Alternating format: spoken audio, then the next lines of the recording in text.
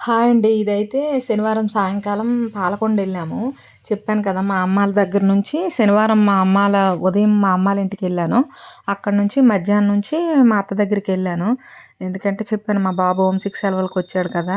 అయితే మా అమ్మాళ్ళు రాలేదు కాబట్టి వాళ్ళని చూపించాను. వాడెళ్ళి 2 నెలలయిపోయింది హాస్టల్‌కెళ్ళి.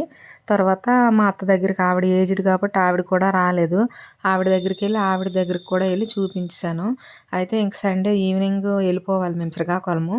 వాడికి నైట్ ట్రైన్ అనమాట. అందుకని చెప్పేసి ఇంకా శనివారం నైట్ అయితే అక్కడున్నాము. సండే ఈవినింగ్ కల్లా అయితే వచ్చేసాము. ఇంకా మేమొచ్చామని చెప్పి ఆ రోజు గురు పౌర్ణమి మా అత్త అయితే మటన్ తెప్పించింది. నేనైతే ఇంక తినను అని చెప్పేసి ఆవిడే వండుతుంది. నేను పోపు పెట్టాను. ఆవిడే వండింది ఉప్పు, కారం అన్నీ ఏసి. పిల్లలకైతే పొద్దున్నే టిఫినే తెప్పించి పెట్టేసాను. ఇంక మా ఇద్దరం పొద్దున్న తినమని చెప్పేసి.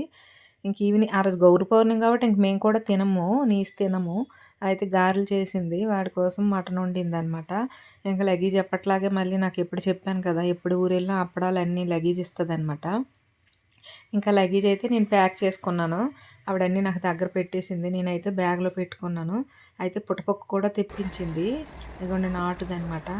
పుటపొక్కు ఇంక మా అమ్మ వచ్చేటప్పుడు గోంగూర ఇవిచ్చింది. మా అత్త పనసకాయలు ఇచ్చిందనమాట. ఈ లగేజ్ అంతా నేను ఇంక శ్రీకాకుళంకి తీసుకొనొచ్చేసాను సాయంకాలంకి. శనివారం, ఆదివారం సెలవైనందుకు ఇలా జర్నీ 2 రోజులు ఇలా ఎంజాయ్ చేసి వచ్చేసామనమాట.